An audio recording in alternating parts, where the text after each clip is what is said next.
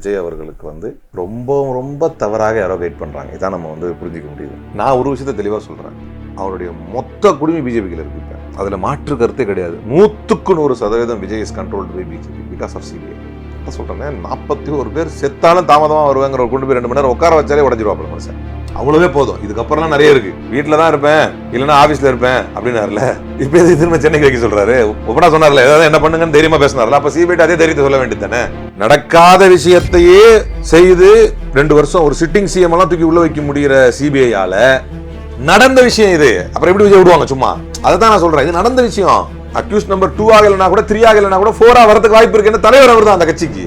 அவரை பார்க்க வந்து கூட்டம் தானே. ஏதாவது ஒரு ஆங்கிள் அவர் குற்றவாளி தான். எப்படி பார்த்தாலும் தேர்தலுக்கு முன்னால் விஜயை கைது செய்து அவரை முடக்கி தேவையில்லாம அவங்க அதை ஒரு ஆபத்தான் நினைக்கும் பட்சத்தில் 2 பக்கமும் பிரியுமோ, 3வது அணியை இவர் உருவாக்கிடுவாரோ அப்படின்னு பயப்படுற பட்சத்தில் அவரை நியூட்ரலைஸ் பண்றதுக்கு பாதிக்கு பாதி வாய்ப்பு இருக்கு. கைது பண்ற அளவுக்கு வாய்ப்பு இருக்கு. கண்டிப்பா வாய்ப்பு இருக்கு. கண்டிப்பான முறையில் வாய்ப்பு இருக்கு. அது அவங்க சொல்றதை இவர் கேட்கிற பட்சத்தில் இருக்குது. கேட்கிறாரா கேட்காததா பட்சத்தில் இருக்குது. உண்மையிலேயே இன்னைக்கு விஜய் மாட்டியிருக்கிறார் அப்படின்னா அவருடைய அரைவே காட்டுத்தனத்தினால்தான் பல இடங்களில் விஜய் மாட்டியிருக்கிறார். உள்ளுக்குள்ள டெசிஷன் மேக்கிங்ல யார் இருக்கான்னு நமக்கு தெரியாது. ஆனா வெளியே ரொம்ப வாய் பேசுறது அவர் தான். லிபர்டி தமிழ் நேயர்களுக்கு வணக்கம். இன்றைய நேர்காணலில் நாம் சந்திக்க இருப்பவர் இளைஞர் காங்கிரஸ் பொதுச் செயலாளர் வழக்கறிஞர் அலீம் அல் புகாரி அவர்கள். வணக்கம் சார். தாவேகா கட்சித் தலைவர் விஜய் அவர்கள் அவர் இந்த விருப்ப மனு கொடுத்தவங்கள்ட்டெல்லாம் நேர்காணல் பண்ணார். சிபிஐ வந்து உடனடியாக ஆஜராகணும்னு சொன்னாங்க. ஆனால் வந்து 2 காரணங்கள், சென்னையில் எனக்கு கொடுங்க ஆஜராக சொல்லி, இல்லைனா ஒரு 15 நாள் கால அவகாசம் கொடுங்க அப்படின்னு சொல்லியிருந்தாங்க. நீங்கள் 15ஆம் தேதி கண்டிப்பாக ஆஜராகணும்னு சொல்லி அந்த 2 காரணங்களையும் நிராகரிச்சிருக்கிறாங்க. இப்போ ஒரு நாள் முன்பே 14ஆம் தேதியே டெல்லி போகிறதாக ஒரு தகவல் இருக்குது. ஏற்கனவே வந்து ரொம்ப பாஜக அழுத்தம் கொடுக்குறாங்க. இந்த தேர்தலில் ஒன்று எங்கள் கூட கூட்டணிக்கு வரணும் ஒரு அழுத்தம் கொடுக்குறாங்கன்னு கூட ஒரு தகவல் பரவிக்கிட்டு இருக்கு. ஆனால் தாவேக்கா அதை மறுக்கிறாங்க. இப்போ இந்த சிபிஐ விசாரணைக்கு ஒரு நாள் முன்பே ஆஜராக போகிறார்ல, இந்த வழக்கு அடுத்த கட்டமாக எப்படி போகும்? தாவேக்கா அடுத்த கட்டமாக அவங்களுடைய நிலைப்பாடை எப்படி எடுப்பாங்கன்னு உங்களுடைய பார்வை?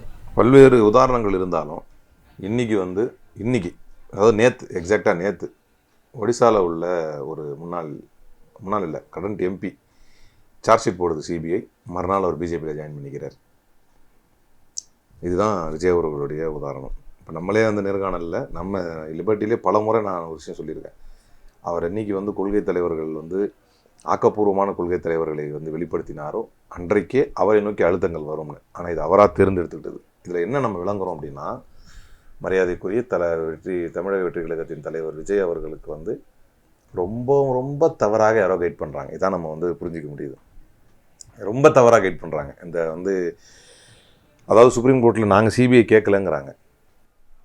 அன்றைக்கி கூட டிடிவி தினகரன் ஒரு தனியார் யூடியூப் சேனலில் அந்த பத்திரிகையாளர்கள்லாம் வச்சு ஒரு நிகழ்ச்சி மாதிரி நடந்துருந்துச்சு. அதில் ரொம்ப கரெக்டாக சொன்னார். அவர் என்ன சொல்கிறதுனா, அதுக்கு மேலே அவரால் பேச முடியாது. ஏன்னா அவர் இப்போ கூட்டணியில் இருக்கிறதுனால, இல்லைனா ஓப்பனாக கூட பேசுவார் அவர். அதாவது நான் எவ்வளவோ சொன்னேங்க அப்படின்றார். அவங்க கட்சி நிர்வாகி ஜானவரைக்கிய சாமி நினைக்கிறேன், யாரையோ சொன்னார், அவர் பேரை சொல்லி சொன்னார். நான் எவ்வளோ சொன்னாங்க அவங்ககிட்ட, இப்படி போகாதீங்க, அப்புறம் அவங்களா போய் அதில் சிக்கிக்கிட்ட மாதிரி ஆச்சுன்றார். இது அவரே கூட்டணியில் இருக்கிற அவரே சொல்கிறார். இன்னைக்கு ஒடிசாவுடைய எம்பி உதாரணம்.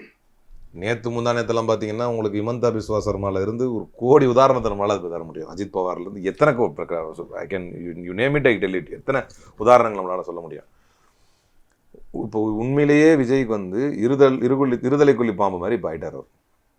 ஏன் அப்படின்னா, ஒரு நெருக்கடி, யாராலும் தரப்படாத நெருக்கடியை தானே தனக்கு வேண்டும் என்று ஏற்றுக்கொண்டவர் விஜய். நாங்கள் சிபிஐ கேட்கல அப்படிங்கிறாங்க. நாங்கள் கேட்பது சிபிஐ அல்ல, எங்களுக்கு சிபிஐயின் மீது நம்பிக்கை இல்லை, நாங்கள் கேட்பது மாநில அரசினுடைய இதுதான், விசாரணை தான், அதை ஒரு நீதிபதியினுடைய தலைமையில் வரணும் அப்படிங்கிறது தான் நாங்கள் கேட்குறோம் அப்படின்னு தெளிவாக சொல்கிறதுக்கு ஏன் வாய் வரல உங்களுக்கு? அந்த நேரத்துக்கு ஏன்னா இதை அவங்க இப்படி சொல்கிறாங்க. ஆனால் அந்த தீர்ப்பை விஜய் அவர்கள் தன்னுடைய அறியாமையால் அதை எவ்வளோ பாராட்டினாருன்னு நமக்கு தெரியும். நீதி வென்றது கொட்டு அதை விடுங்க, அதெல்லாம் டீசெண்டான ட்வீட்டு. உங்களை கூட்டு நீதிமன்றம் உங்களை கூட்டு அதை ரொம்ப சிலாகிச்சார். அது அந்த தீர்ப்பை அவ்வளோ சிலாகிச்சார். அப்போவே நாமெல்லாம் பேசும்போது சொன்னோம், இந்த தீர்ப்பு அவருக்கு தான் பாதிப்பாக வரும். ஏன்னா இது வழக்கு சிபிஐ ரொம்ப ரொம்ப நேக்கா பண்ணாங்க பிஜேபி. இதில் யார் வின் பண்ணா அப்படின்னா பிஜேபி தான். அவர் பொறுத்த வரைக்கும் நல்லதோ கெட்டதோ அவர் நம்ம எதிர்க்கிறாரு, நம்ம கொள்கைக்கு எதிராக நிற்கிறாரு, காரணம் இல்லாமல் பாஜக வெற்றி பெறுவதற்கு வாய்ப்பாக அவருடைய அரசியல் பிரவேசத்தை அவர் அமைக்கிறாரு. இந்த குற்றச்சாட்டுகள்லாம் நம் தரப்பில் இருந்து வைக்கப்பட்டாலும் கூட திமுக அதிமுக என்கின்ற போட்டியை நம்ம எவ்வளோ ஆரோக்கியமாக பார்த்தோமோ, எப்படி அதை ஆரோக்கியமாக பார்க்குறோம்னா திமுக பாஜக என்பதற்கு பதிலாக திமுக அதிமுக எவ்வளோ ஆரோக்கியமாக பார்க்குறோம் அந்த மாதிரி தான் அவருடைய போட்டியை நம்ம ஆரோக்கியமாக பார்ப்போம். அது போட்டியாகும் பட்சத்தில். ஆனால் ஒரு ஆரோக்கியமாக வர இருந்த போட்டியை தனக்குத்தானே இப்படி ஒரு செல்ஃப் சூசைட் பண்ணிக்கிட்டாரு அப்படிங்கிறது தான் நம்முடைய மிகப்பெரிய வேதனை. இது போன்ற சூழலில் தான் அவருடைய அடுத்த நீ அதிலிருந்து பாருங்களேன், அந்த சிபிஐ விசாரணைக்கு உத்தரவிட்ட நாளில் இருந்து அவருடைய டவுன்ஃபால் ஸ்டார்ட் ஆகிடுச்சு. அது வரைக்கும் நல்லாவே எழுச்சியாக தான் அப்படியே போய்கிட்டே இருந்தது, நல்லதோ கெட்டதோ அப்படியே போய்கிட்டே இருந்தது. அந்த சிபிஐ விசாரணைக்கு எடுத்ததிலிருந்து, ஏனென்றால் சிபிஐ என்ன செய்யும்னு நேற்று ஒரு உதாரணம் இருக்குது, இன்றைக்கி ஒரு உதாரணம் இருக்குது. அவரை மிக தவறாக, மீண்டும் இந்த காணொலி வாயிலாக நான் சொல்ல விரும்புவது தான், மிக தெளிவாக யாரோ தவறாக வழிகாட்டுறாங்க. இன்ன வரைக்கும் கூட அரசியலில் நடக்கிறதுக்கு முன்னாலும் ஒன்று கணிச்சிருக்கலாம். ஏன்னா அவர் சார்பாக பேசுகிறவங்க ரொம்ப வாய் விட்டெல்லாம் பேசுகிறார். ராதவர்ஜனா கடுமையாக ரொம்ப வாய் விடுறாரு, தேவையில்லாத லூஸ் டாக், ஏகப்பட்ட லூஸ் டாக். இது எல்லாத்துக்கும் யார் மேலே பழி போகுது அப்படின்னா விஜய் மேலே தான் போகுது. திடீர்னு உரிமையில் பேசுகிறாப்புல எல்லாரையுமே நீ தான் அப்படிங்கிறாரு செந்தில் பாலாஜி அவர்களை அப்படின்னு ரொம்ப ரஜினியை சண்டைக்கு இருக்கிறாரு எல்லாரும் தான். அப்ப உண்மையிலேயே இன்னைக்கு விஜய் மாட்டியிருக்கிறார் அப்படின்னா அவருடைய அரைவே காட்டுத்தனத்தினால்தான் பல இடங்களில் விஜய் மாட்டியிருக்கிறார். உள்ளுக்குள்ள டெசிஷன் மேக்கிங்ல யார் இருக்கான்னு நமக்கு தெரியாது, ஆனா வெளியே ரொம்ப வாய் பேசுறது அவர் தான். இது எதுக்கு இதை சொல்ல வரேன்னா, இந்த நபர்கள், இதை பேசக்கூடிய ஆட்கள் வந்து அரசியல்ல முன்னவரெல்லாம் பின்னையும் போகலாம், ஒரு நிலைப்பாடு எடுத்துட்டு. ஆமாம், இப்போ உதாரணத்துக்கு நீட்டை வந்து ஒழிப்போம்னு சொன்னோம், ஆமாம் காங்கிரஸ் ஆட்சிக்கு வந்தால் ஒழிப்போம் அப்படின்ற ஒரு ஐடியா வச்சுருந்தோம், நடக்கலை. ஆனால் அதுக்கான எல்லா முயற்சியும் எடுத்தோமா இல்லையா அப்படின்னு முதல்ல ஒரு கரெக்டாக பேசுகிறாரா இல்லையா? அந்த மாதிரி இன்னைக்கு உண்மையிலேயே சிபிஐ விசாரணை வந்து நாங்கள் என்னமோ சொல்லுவாங்களே இதிலிருந்து தப்பிக்கிறதுக்காக அதில் போய் மாட்டிக்கிட்டோம் அப்படிங்கிற மாதிரி இன்னைக்கு நிலவரம் எப்படி ஆயிடுச்சுன்னு சொன்னால், ஒரு மாநில அரசு சரியாக வராது, மாநில அரசு வந்து ஏன்னா நம்ம மாநிலத்திற்கான ஒரு தேர்தல் நடக்க போகுது, அதனால இந்த வழக்கு வந்து மாநில அரசு விசாரிக்கக்கூடாது, முழு அதிகாரத்தோடு விசாரிக்கக்கூடாதுன்னு நினச்சி நாங்கள் உச்சநீதிமன்றம் போனோம். ஆனால் இன்றைக்கு சிபிஐகளை வந்து கொடுத்துட்டு அங்கேயே எங்களை அழுத்துறாங்க அப்படின்னு அந்த உண்மையை, இதை அரசியல் ரீதியாக அவங்களுக்கு ரொம்ப பலன்படும், அரசியல் ரீதியாக ரொம்ப யூஸ் ஆகும் இதை ஒத்துக்கிட்டாங்கன்னா. ஆனால் இந்த உண்மையை ஒத்துக்கிட்டா தன்னுடைய ஈகோ ஹர்ட் ஆகிடும், ஒத்துக்காமல் இருக்காங்க. இதுதான் உண்மை.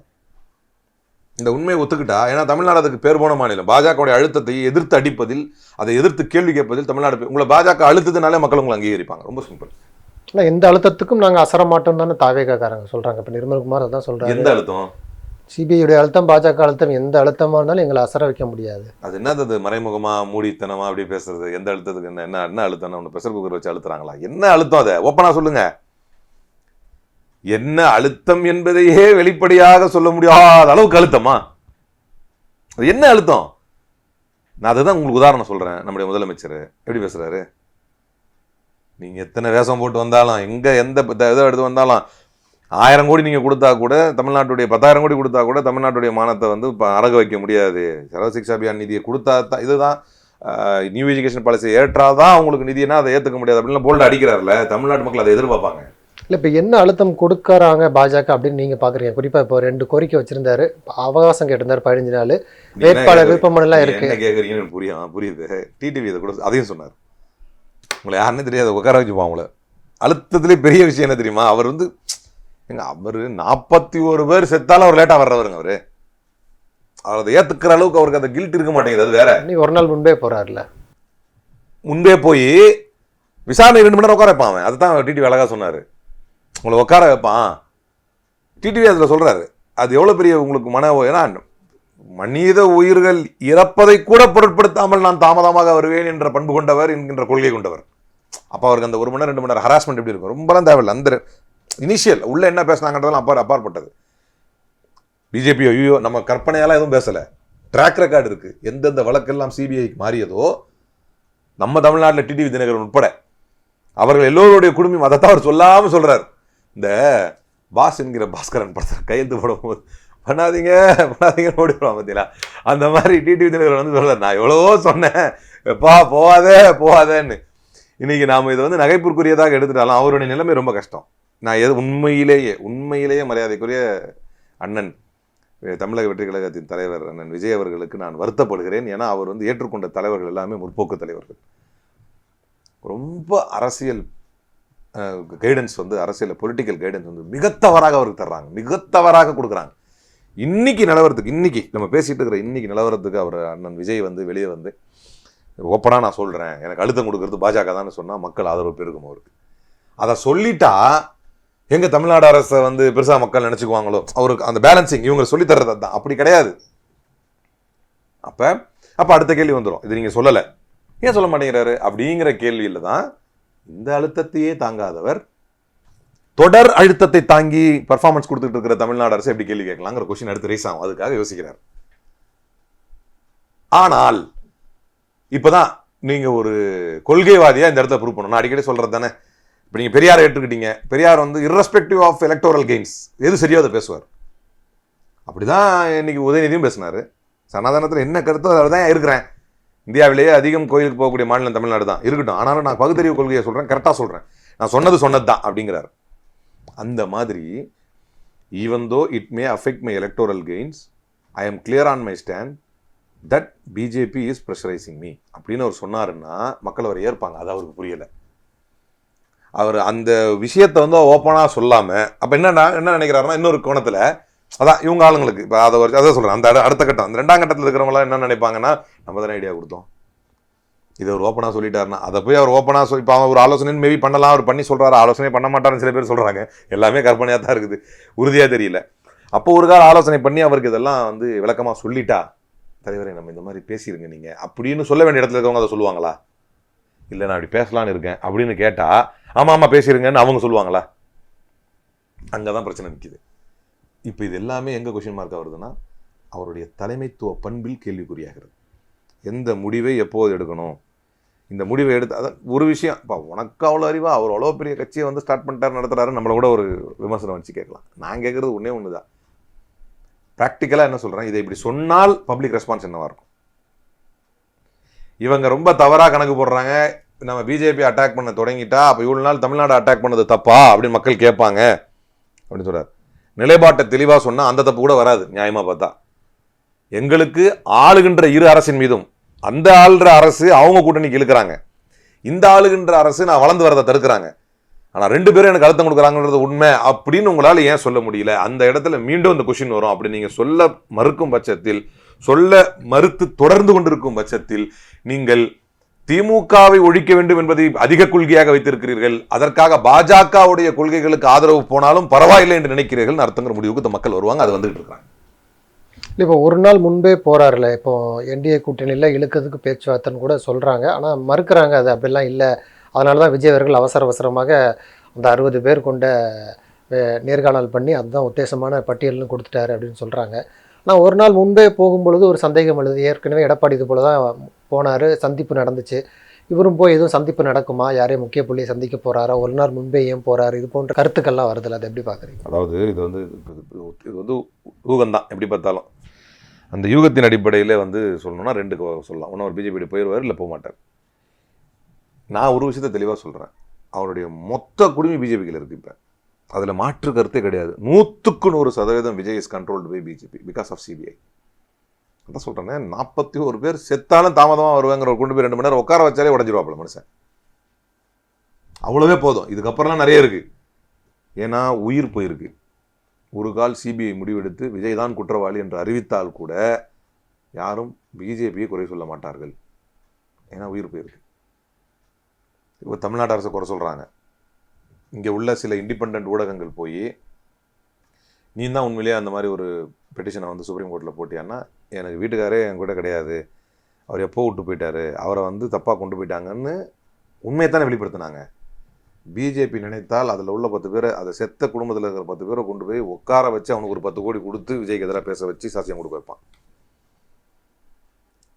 அந்த அவன் மோட சாப்பிட்றாண்டியே வேற, அவன் என்ன சாதாரணமான ஆளா? நம்ம அதுக்காக தான் சொல்கிறோம், நம்ம எதாவது பேசுகிறோம், பிஜேபியில் வந்து பூச்சாண்டி காட்டுறான், அவன் டைப்பே வேற. அந்த மாதிரியான அழுத்தத்தை கொடுப்பார்கள். விஜய் குற்றவாளி என்று அறிவிப்பார்கள். விஜய் பணிந்து போலன்னா பணிஞ்சு போயிடுவார் ஆட்டோமேட்டிக்காக. அப்போ அந்த டோட்டல் குடிமை அவர்கள் இருக்குல்ல. இப்போ வந்து 2 விஷயம், ஏற்கனவே பியூஷ் கோயல் சொன்னதெல்லாம் செய்தியில் வந்தது, ரொம்ப தாக்காதீங்க அவரை, நமக்கு ஒரு தேவைப்படுவார்னு. எப்படி பார்த்தாலும் அவர் வந்து ஆபத்தாகத்தான் முடிவார் இப்போ எண்டில். அதான் வந்து பாட்டம் லைன். கணக்கு போடுவாங்க இப்போ கூட்டணியோடு வருவார். எனக்கு என்னமோ அவர் கூட்டணி செல்வார் என்பதில் பெரிய நம்பிக்கை இல்லை. ஏன்னா என்னுடைய கருத்து, சொந்த கருத்து, அவர் கூட்டணிக்கு சென்று விட்டால் திமுக அது ரொம்ப ஈஸியாயிரும். அவரை திமுக எதிர்ப்பில் பலப்படுத்தி பாஜக எதிர்ப்பில் சமரசப்படுத்தணும். இதைத்தான் அவங்க பேசுவாங்க. நீ இதே மாதிரி கொண்டு போங்க. அப்போ அந்த இவ்வளோ பெரிய மக்கள் எழுச்சி ரொம்ப நம்ம சும்மா பேசுவோம் ஒரு ப்ராக்டிக்கலாக. திடீர்னு பிஜேபி கூட கூட்டணி வைக்கிறேன் அப்படின்னு சொல்லிட்டாரு. குறைந்தபட்சம் ஒரு 15-20% அவருடைய மக்கள் வந்து விலகுவாங்க. நிறைய பேர் இந்த த்ரிஷா இந்த இஷ்யூலேயே டிஸ்கஸ் பண்ண விரும்பல, பட் அதை ஏற்றுக்காம வெளியே வர்றாங்க நிறைய பேர். சரி இதை மாதிரி பண்ணிட்டுமே அப்படின்னு. அடுத்து ஒரு முடிவு இவர் பாஜகவோடு செல்வதாக எடுத்தால் சமூக வலைதளங்களிலும் சரி களத்திலும் சரி குறிப்பாக இஸ்லாமியர்கள் இருக்கவே மாட்டாங்க. ஒரு இஸ்லாம் கூட இருக்க மாட்டாங்க. பெரிய த்ரெட்டாக பார்க்கப்படுறதே அவர்கிட்ட கொஞ்சம் பேர் இஸ்லாமிய இளைஞர்கள், ஓட்டு இருக்கிற இளைஞர்கள், ஓட்டு இல்லாத இளைஞர்கள், பொடியர்களும் இருக்கிறாங்க, கொஞ்சம் பேர் இருக்கிறாங்க. அப்போ அவர்கள் எல்லாரும் வருவாங்க. சமூக நீதி பேசுகிறவங்க எல்லாருமே கொஞ்சம் விலகிக்குவாங்க. ஆஹா இது எப்படி செட் ஆகும் அப்படின்னு விலகுவாங்க. இந்த ரிஸ்க்கை எடுக்க வைக்குமா பிஜேபி? அவரை டவுன் பண்ணி அவரை சேர்க்கறதுனால அவர் டவுன் வரல. அந்த ரிஸ்க்கு அவங்களுக்கு தேவை. இதுக்கப்புறமா அவர்கிட்ட ஒரு ஓட் பேங்க் இருக்கும், அது எல்லாமே எடுக்க முடியுமா? இன்னொரு பக்கம் திமுக என்ன ஈஸி ஆயிரும் அப்படின்னா மொத்தத்தையும் ஒரே குட்டையில் போட்டு அடிச்சு விட்டுறலாம். அது ஏற்கனவே சொல்லிட்டேன் நான். அதனால தான் என்டிஏ வர்சஸ் தமிழ்நாடுன்னு சொல்லிட்டேன். இதான் என்டிஏ, நம்மலாம் தமிழ்நாடு பார்த்துருவோம் அப்படிங்கிற மாதிரி நின்றுவார். மீண்டும் அந்த எழுச்சி விஜய்க்கு இருக்குமா? மீண்டும் அந்த அப்பழுக்கற்ற பேச்சு அவரால் பேச முடியுமா? கொள்கை எதிரி பிஜேபி, அரசியல் எதிரி திமுகனார். அரசியல் எதிரியை விட அதிகமாக எதிர்க்கப்பட வேண்டியது கொள்கை எதிரி. அப்போ அந்த கொள்கை எதிரியோட சமரசம் ஆயிட்டாரே அப்படிங்கிற பேச்சுகள் என்ன ஆகும்? இது எல்லாவற்றையும் கருத்தில் கொண்டு, ஆனால் நீங்கள் சொல்கிற மாதிரியும் சில விஷயங்கள் இப்போ பார்த்தீங்கன்னா அவங்க பங்கேற்பாளர்கள் யாரும் விவாதங்களில் வர்றதில்லை. திடீர்னு ஒரு ஷிஃப்ட் அடிக்க பார்க்குறாங்களா, உத்தேசப்பட்டியில் கொடுத்துட்டாங்களா, இதுவும் இருக்குது. அதுக்கு தான் இதெல்லாம் சொல்லிக்கிட்டு இருக்கிறேன். ஒரு காலம் அவங்க போயிட்டாங்க அப்படின்னா இவ்வளோ பேக்லாஷ்லாம் இருக்குது. கன்சிடரேஷன் இருக்க வாய்ப்புலாம் இருக்குது. இதான் சொல்கிறேன், மொத்த குடும்பம் இப்படி பிடிச்சி வச்சிருக்கிறான். ஏன்னா அவன் என்னென்னலாம் பண்ணுவான் நமக்கு மற்ற எல்லா மாநிலத்தையும் பார்த்துருக்கோம், நம்ம மாநிலத்திலையும் பார்த்துருக்குறோம் நிறைய பேரை. சொல்லலாம், சமீபத்திய உதாரணம் டிடிவி உட்பட தூக்கு போட்டு தொங்கிடுவேன் கயிறு வேணும் அப்படின்னு பேசினவர் கூட இன்றைக்கி போய் சேர்ந்ததை வந்து நம்ம பார்த்தோம். நகை முரணது எப்படா இதுன்னு. அப்போ அழுத்திடுவாங்க. நீ அது அவரே சொன்னார். அமித்ஷா தான் எனக்கு கூப்பிட்டு சொன்னார் சேருன்னு. என்னையா கொடுமை இது, நீங்கள் ஒன்றா இருந்திருந்தீங்கன்னா அமித்ஷா வந்து பாருன்னு சொல்லியிருக்கலாம். சரி, அது ஒரு பக்கம் இருக்கட்டும். அப்போ மொத்த குடும்பம் அங்கே இருக்கும்போது இவர் பாஜகவிற்கு செல்ல வேண்டும் என்பது நீங்கள் சொல்கிற மாதிரி அழுத்தம் வரும். அதை ஏற்பதனால் பாஜகவிற்கு நன்மையான ஆலோசி பார்ப்பாங்க, நன்மை குறைவு. இல்லை, சிபிஐ இருக்கிறதுனாலேயே அவருடைய குடுமி மாட்டிக்குச்சுன்னு சொல்ல முடியும். ஏன்னா செந்தில் பாலாஜி கூட சம்மன் அனுப்பியிருக்கிறாங்கல்ல. எந்த அளவுக்கு அவரை சப்ஸ்டான்சியேட் பண்ண முடியும்? நீங்கள் கேஜ்ரிவால் வழக்கு என்னாச்சு, இவர் வழக்கு வித்தியாசம் என்ன நீங்கள் புரிஞ்சிக்க மாட்டேங்கிறீங்க. 41 பேர் இறந்திருக்கிறார்கள். செந்தில் பாலாஜி என்ன அமைச்சர் கூட கிடையாது அவர் பொறுப்பில். நீங்கள் கேட்கறதுக்கு அவருக்கும் சம்மன் அனுப்பியிருக்காங்க. சம்மன் என்பது என்ன? அழைப்பானே எதற்காக தரப்படுகிறது? இவங்க எழுப்புறது. எங்களுக்கு அவர் மேலேயும் சந்தேகம் இருக்குது. இவர் ஸ்டேட்மெண்ட் கொடுக்குறாரு, இவங்க தரப்புல இருந்து கொடுக்குறாங்க. இவங்க புகார் கொடுத்தாலும் சிபிஐ தான் விசாரிப்பான். விசாரிக்கும் போது ஒரு ஃபுல் லிஸ்ட் எடுப்பான். அப்போ லிஸ்ட் எடுக்கும்போது என்னென்னலாம் ஏன் இப்படி நடந்துருச்சு அப்படிலாம் கேட்பான். அப்போ கேட்குறப்ப இது மாதிரி செந்தில் பாலாஜி மேலே சந்தேகம் இருக்குது, ரைட், அவரையும் அழைப்பானை கொடுத்து கூப்பிடலாம். தொட்டுப்பார் முடிஞ்சா? சிபிஐ பார்க்காத ஆட்களா? பிரச்சனை தானங்க. சிபிஐ தவறு செய்பவர்கள் மீது தான் பாயும் என்று நான் சொல்லவில்லை. நீங்க இந்த கேள்வி கேட்கறதுக்கு யாரையெல்லாம் தன் வசப்படுத்த வேண்டும் என்று நினைக்கிறார்கள் அவர்கள் மீதெல்லாம் பாயும். ஆனால் இந்த வழக்கு விஜய் தவறே செய்திருக்கிறார். அவர் பெயரை தமிழக அரசு வந்து குறிப்பிட்டு அது வந்து விசாரணையுடைய போக்கை மாற்றிவிடக் கூடாது என்று தமிழக அரசு நினைத்ததோ என்னமோ தெரியல. அவரை குற்றவாளியாக முதல்வர் எந்த இடத்துலையுமே பேசல. தமிழ்நாடு அரசு போட்ட முதல் தகவல் அறிக்கையிலும் சரி அவரை குற்றவாளியாக போடல. இன்னும் சொல்ல போனா தேடப்படும் குற்றவாளியாக இல்லாதவர்களெல்லாம் ஓடினார்கள். அதுல எங்கெங்க தலைமுறையே ஓடிக்கிட்டு இருந்தாங்க. அதுல இவர் வீடியோ எல்லாம் போட்டார், என்ன தொடுங்க என்ன கூப்பிடுங்க அப்படின்னு. ஒருவேளை இவரா வாண்டடா வண்டியில ஏறிட்டார். நான் இங்கே தான் இருப்பேன், வீட்டில் இருப்பேன், இல்லை போகிறோம், அப்போ வீட்டில் தான் இருப்பேன், இல்லைன்னா ஆஃபீஸில் இருப்பேன் அப்படின்னாருல. இப்போ எதுக்கு திரும்ப சென்னைக்கு வைக்க சொல்றாரு? ஒப்பனா சொன்னார்ல, ஏதாவது என்ன பண்ணுங்கன்னு தைரியமா பேசினார்ல. அப்போ சிபிஐ அதே தைரியத்தை சொல்ல வேண்டியது தானே. ஜோக்ஸ் அப்பார்ட் என்ன சொல்றேன் அப்படின்னா, நீ ரெண்டு வித்தியாசத்தை புரிஞ்சுக்கணும்.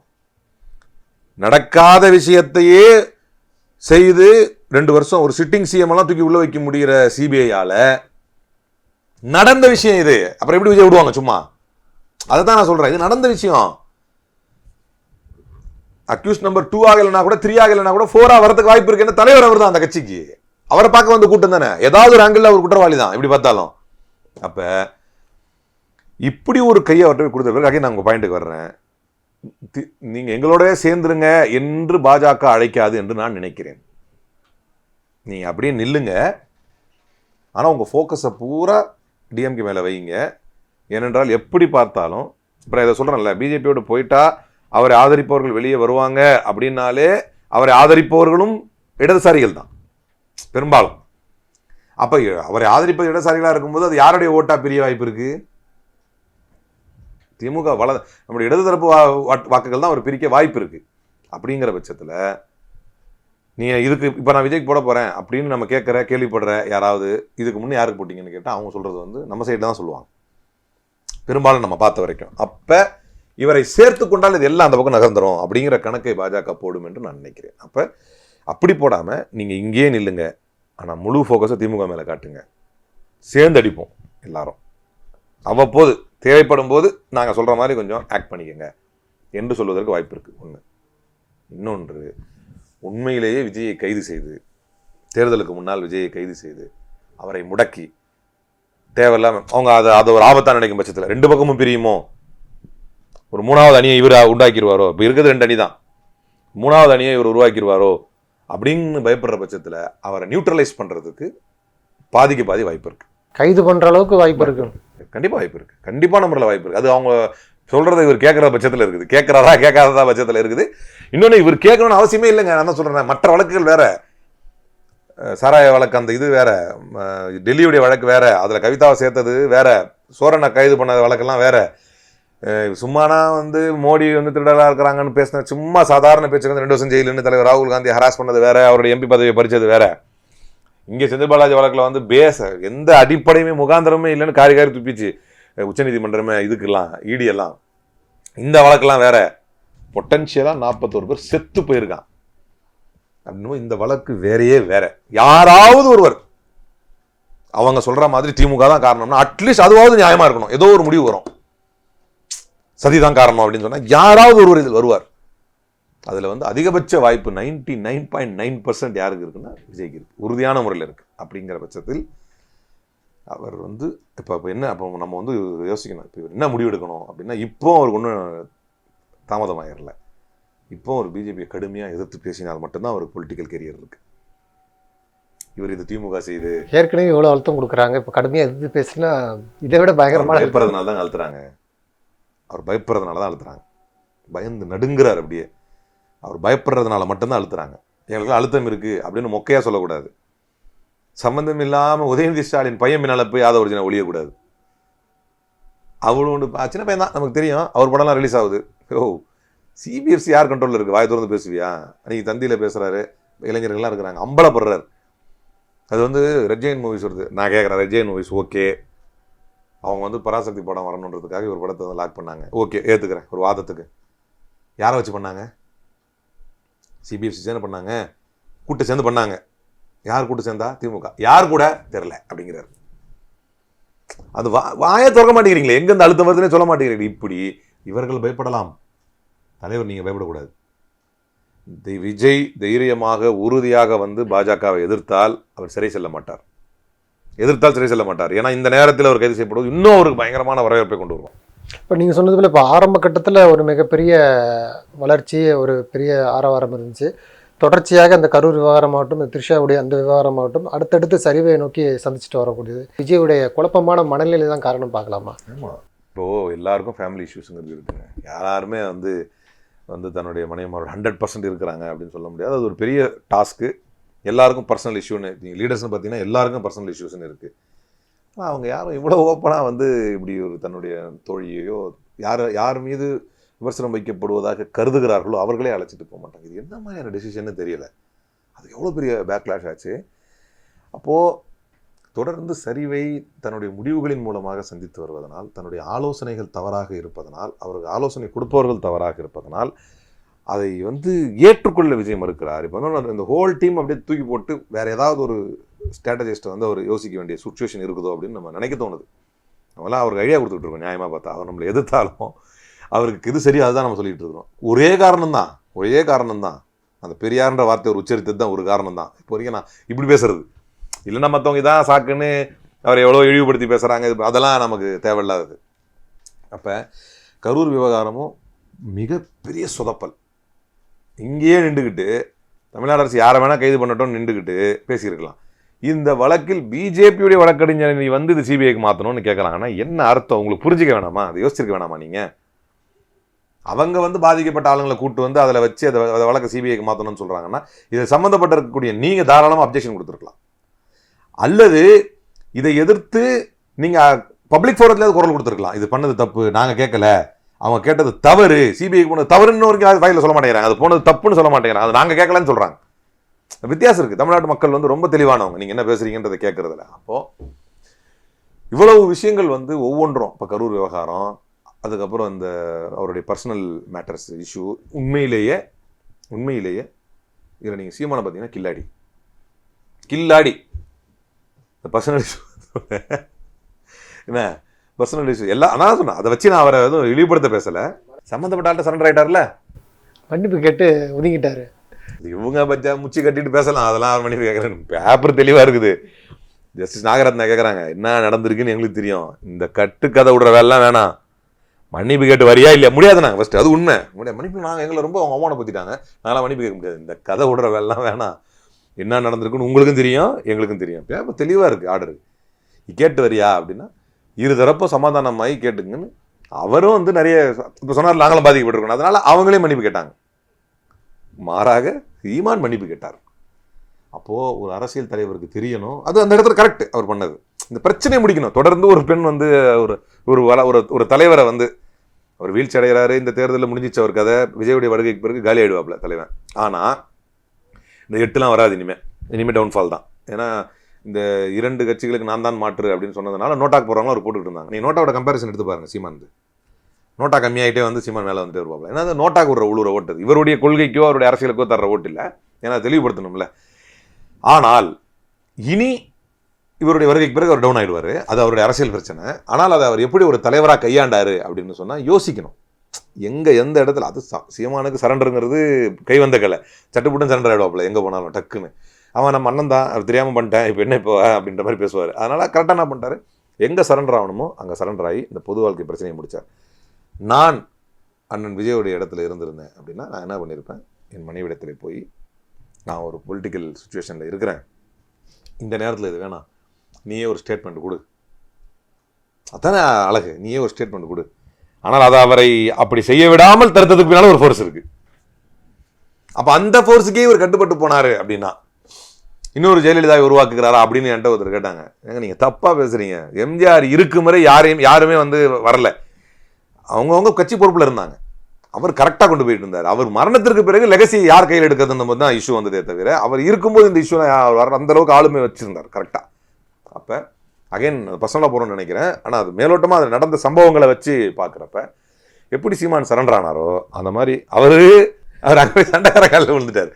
நீங்கள் இங்கே வந்து இங்கே இவங்க சண்டைக்காரங்க, இங்கே இவங்க காலில் மனைவி தானே, பசங்கள்லாம் இருக்கிறாங்க. ஆனால் அதை தாண்டி ஏதோ ஒரு சக்தி அவரை இயக்கி இருக்கிறது, அது அவருடைய அரசியல் எதிர்காலத்தை தாண்டி அவரை இயக்குகிறதோ அப்படிங்கிற கவலை, விமர்சனம் அல்ல கவலை. அதனால் இவ்வளவு பெரிய ஹோப்போட வந்த ஒரு இருக்கட்டுமே, நம்ம எதை சொல்கிறோமே, ஆளக்கூடாது என்று தானே நினைத்தோம், நீ வாழக்கூடாது என்று நினைக்கலையே தாயன் ஜெயலலிதா சொன்னாங்க திமுக. அதே தான் அவருக்கும், அவர் ஆளக்கூடாது நம்ம நினைப்போம், அதுக்காக அவர் ஒரு கட்சியை நடத்தக்கூடாது, ஒரு தலைவராக இருக்கக்கூடாது, அவர் இழிவுபடணும்னு சத்தியமாக ஒருவதும் நம்ம நினைக்க மாட்டோம். அப்போ இந்த அடுத்த கட்ட நகர்வுகள் அந்த மாதிரி இந்த டிபேட்ஸுக்கெலாம் ஆள் அனுப்பாமல் இருக்கிறது, குரூஷியல் எலெக்ஷன் டைம், என்ன மாதிரி முடிவு எடுக்கிறாங்கன்னு தெரியல. இதெல்லாம் கூட நீங்கள் சேர்த்துக்கணும். அதில் கரூர் விவகாரம், அவருடைய பர்சனல் டிஸ்பியூட்டு, அதுக்கப்புறம் இந்த சிபிஐக்கு அதை மாற்றினது, அதுக்கப்புறம் இந்த டிபேட்ஸுக்கு வந்து அவங்களுடைய ரெப்ரசன்டேட்டிவ்ஸ் அனுப்பாமல் வச்சுருக்கிறது, எப்படி எடுத்துக்குவாங்க? இப்போ நான் தந்தியில் போனேன், பிறகு மக்கள் மன்றத்தில் வந்து இன்னொருத்தர் வந்தார், அவன் நாம் தமிழர் சார்பாக வந்த துரைமுருகன் என்ன சொல்கிறாரு, நீங்கள் வந்து கட்சியில் இருக்கீங்களா அப்படின்னு கேட்குறாரு. ஆனால் ஆதரவாளர்கள் அவ்வளோ பேர் வர்றாங்க, எதுக்கு வர்றாங்க, அது உங்கள் கட்சிக்குள்ளே ஐடியா பண்ணுறாங்க, நம்ம சார்பாக அவர் போகிறாரு, நீங்கள் கண்டிப்பாக போங்கன்னா அவ்வளோ பேர் ஆதரவாளர்கள் வந்தாங்க, அவ்வளோ ஆதரவாளர்கள். இவர் என்ன சொல்கிறாரு, நீங்கள் கட்சிக்காரரா, நீங்கள் கட்சியில் உறுப்பினராக இருக்கீங்களான்னு கேட்குறாரு அவரை. அப்போ அது தப்பான முடிவு தானே, நீங்கள் எதிர்கொள்ளணும்ல. நீங்கள் என்ன அதிமுகவா? அதிமுக தான் அந்த மாதிரி கொஞ்ச நாள் அனுப்பாமல் இருந்தது தெரியும்ல, அஃபிஷியல் ஸ்போக்ஸ் பர்சனே அனுப்பாமல் இருந்தாங்க. சம்டைம்ஸ் பிஜேபி அதை அனுப்பாமல் இருக்கும். பிஜேபி நேஷனல் ஆண்டுகிட்டு இருக்குது, அதிமுக ஏற்கனவே ஆண்ட கட்சி. நீங்கள் இப்போ தான் ஃபஸ்ட் எலெக்ஷனே ஃபேஸ் பண்ண போகிறீங்க, இதுக்குள்ளே வந்து உங்களுடைய செய்தி தொடர்பாளர்கள் அனுப்பாமல் இருந்தால் என்ன அர்த்தம்? எதையும் எதிர்த்து ஃபேஸ் பண்ணணும். இப்போ பீகார் தேர்தல் தோல்வி, அடுத்த கட்ட மகாராஷ்டிரா தேர்தல் தோல்வி, நம்மளை வந்து டிவி விவாதங்களில் கூடுவாங்க. எப்பப்பெல்லாம் தோல்வி வரும் அப்பெல்லாம் தவறாமல் போய் கலந்துருக்கேன். நான் தோற்றால் எனக்குன்னு ஒரு சே இருக்கும்ல, நான் ஏன் தோத்தேன்னு நான் சொல்லணும்ல, நீ ஜெயிச்சது நியாயமில்லைன்னு நான் சொல்லணும்ல, உன்னை பண்ணது போங்காட்டம் அப்படின்னு எடுத்து சொல்லணும்ல, இது வாக்கு திருட்டுடா அப்படின்னு, இது தேர்தல் ஆணையத்தில் குளறுபடிடா அப்படின்னு, நீங்கள் 10,000 கொடுத்தா பீகாரில் ஜெயிச்சிங்க அப்படின்னு எல்லா பங்கேற்பாளர்களும் ஏன் தோத்தாலும் புகாரி வந்து ஒத்துக்க மாட்டார், அவர் வந்து ஒத்துக்க மாட்டார் அப்படின்னா பேசுங்க. பர்சனல் வாழ்க்கை யாரை பேசுகிறேன், எந்த தலைவரை பேசலை, எடுத்துக்கிட்டு பேசுங்க, கரெக்டாக கைடன்ஸ் வாங்கிட்டு வாங்க. விஷயம் என்னன்னா, தலைமையிடம் இருந்து சரியான வழிகாட்டுதல் அவர்களுடைய பங்கேற்பாளர்களுக்கு தருவதில்லை. ஆளுக்கு ஒரு பக்கம் ஏதோ ஒன்று பேசுகிறாங்க, அன்றைக்கி ஒரு விவாதத்தில் ஒரு தம்பி கேட்குறாரு, விஜய் வந்து சைக்கிள் விட்டு போய் திமுக ஆதரவாக பண்ணாரா இல்லையான்னு. யார் சொன்னது அப்படின்னாரு. உங்கள் ஆதவர்ஜனா தாங்க சொன்னார் அப்படின்னா. ஏங்க ஆதவர்ஜனா என்ன வேணால் சொல்லிட்டு போட்டேங்க, எங்கள் தலைவர் சொல்லணுங்கிறாரு. ஏன்னா கட்சியில் ஒரே கட்சியில் தானே இருக்கிறீங்க. ஸோ இப்போது ஒரு இஷ்யூஸ் இருக்கும்போது, இப்போது சீமான் வந்து இது என்னது நெய்தல் படை கட்டுவேன்னு சொன்ன புருடா, அதுக்கப்புறம் வந்து வடநாட்டுக்காரங்களுக்கு வந்து கஞ்சா கேஸ் போடணும் புருடா, இதுக்கு எல்லாத்துக்கும் வந்து இதெல்லாம் நம்மளை கேட்டால் நீங்கள் இந்த மாதிரிலாம் சொல்லுங்கள் அப்படின்னு ஒரு பொய் புரட்டே வந்து ஒரு ஐடியா வச்சுருக்கிறாங்க. கேரளாவில் இல்லையா அப்படின்னு காமெடி பண்ணுவாங்க. கேரளாவில் இருக்கிறது கோஸ்டல் கார்டு தான், 12 நாட்டிக்கல் மைல்ஸ் தான் போக முடியும். அப்போவுமே வந்து அவங்க ஆயுதங்கள் எடுத்துகிட்டு போக முடியாது, அவங்க வந்து ரோந்து தான் போக முடியும். இவர் சொன்னது வந்து குண்டு கொடுப்பேன் எடுத்துகிட்டு போய் வந்து இன்னொரு நாட்டு மேலே அடிக்கணும்னு. இவர் விட்ட புருடாவை கூட நியாயப்படுத்துவதற்கு சில ஜாம்பி கூட்டத்தை வந்து ரெடி பண்ணி வச்சிருக்காரு. அந்த மாதிரி நீங்களும் ஒரு இது ரெடி பண்ணணும் இல்லையா? தப்பாகவே சொன்ன பிஜேபி அஜெண்டா வந்துடும். ஒரே நீங்கள் டிபேட்ஸில் போனீங்கன்னா ஒரே மாதிரி பேசுவான், ஒரே ரிப்ளை எல்லாரும் கொடுப்பான். அது காரணம் என்னன்னா அவங்களுக்கு கைடன்ஸ் வந்துடுது, இதை பேசுங்க, இதையே சொல்லுங்க அப்படின்னு. இந்த மாதிரி ஒரு கோஆர்டினேஷனே உங்கள் கட்சியில் இல்லை அப்படிங்கிறது தான் வேதனை. ஸோ அடுத்தடுத்து சர்க்கிள்களை விஜயால் சரி செய்ய முடியும். அதை சரி செய்தால் சர்வைவ் செய்வார். நன்றி. நிறைய நல்ல தகவல்களை நேயர்களுக்கு சொல்லியிருக்கீங்க. உங்களுடைய நேரத்துக்கு மிக்க நன்றி.